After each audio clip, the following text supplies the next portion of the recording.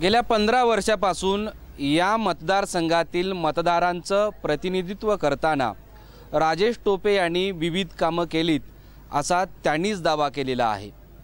या मतदारसंघामध्ये खास करून मानव निर्देशांक जो होता तो खाली होता तो उंचावण्याचं काम राजेश टोपे यांनी केलेलं आहे। तर दुसरीकडे त्यांचेच विरोधक राजेश टोपे यांनी गेल्या 15 वर्षामध्ये आमदार म्हणून या मतदारसंघामध्ये दाखवण्यासारखं काही काम केलं आहे का हा प्रश्न उपस्थित केलेला आहे। या दोघांबरोबरच आता खरंच मतदारसंघामध्ये आपण पोहोचलोय। आपल्याबरोबर याच मतदारसंघातील मतदार आहेत, त्यांच्याकडून जाणून घेऊयात की राजेश टोपे यांनी या मतदारसंघामध्ये 15 वर्षामध्ये काय कामं केलीत, काय योगदान आहे। मंत्री म्हणून आमदार म्हणून राजेश टोपे यांनी तुमच्या मतदारसंघाचा कसा विकास केलेला आहे? आमच्या मतदारसंघामध्ये सर्व प्रकारचे जे रस्ते आहेत ते सर्व प्रकारे व्यवस्थित झालेले आहेत आणि पाण्याचा प्रश्न जो मोठा गंभीर आहे तो सुद्धा त्यांनी सोडवण्याचा प्रयत्न केलेला आहे।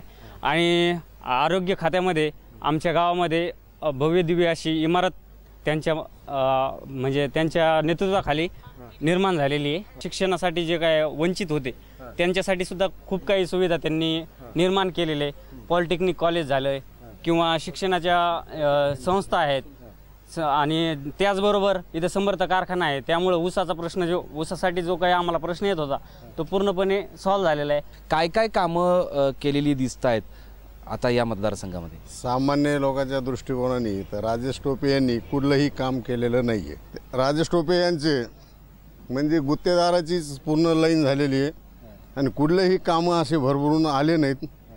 कॉलेज तुमचे तहसीलचे ऑफिस वगैरे हे आलेत, पण जे सर्वसामान्यांना जे समजा न्याय भेटायचा, जे सर्वसामान्याच्या अडीअडचणी असतात याच्यासाठी राजेश टोपे कधी काही मंत्रालयात आवाज उठत नाहीत। राजेश टोपे साहेबांनी या मतदारसंघात प्रचंड विकास कामाचा डोंगर उभा केलेला आहे।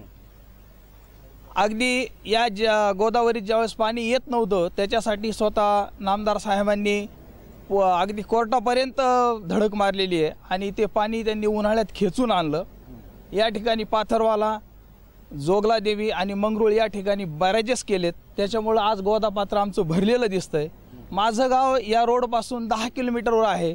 त्या ठिकाणचा रोड गेल्या 25-50 वर्षात बैलगाडीसुद्धा कधी त्या ठिकाणी जात नव्हती, परंतु वडी, गुंडेवाडी आणि गोंदी हा अगदी हायवेवर केवळ 4 ते 5 मिनिटात येता येईल असा रोड त्यांनी केला। अंबडच्या ठिकाणी महाराष्ट्रातलं पहिलं पॉलिटेक्निक कॉलेज तालुका स्तरावरचं त्यांनी आणलं आणि प्रचंड भव्य इमारत त्या ठिकाणी आज डौलात उभी आहे। कामाच्या बाबतीत म्हटलं तर तसं नगण्यच आहे।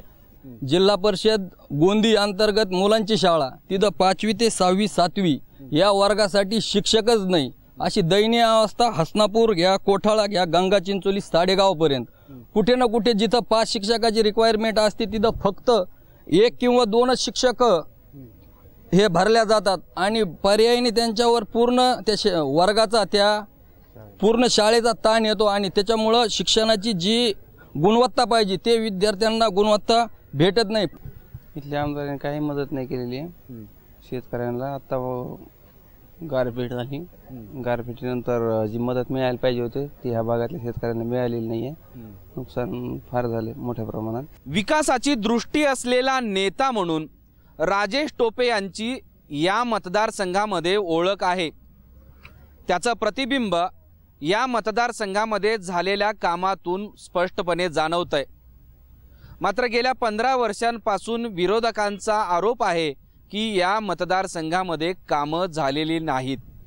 अशा स्थितीत सुद्धा राजेश टोपे यांचं अस्तित्व या मतदारसंघामध्ये कायम आहे। सध्या राज्यामध्ये असलेली आघाडी विरोधी लाट, या लाटेचा परिणाम या मतदारसंघामध्ये होतोय का हे पाहावं लागेल। या घनसावंगी मतदारसंघाचा पंचनामा इथे आपण संपूयात।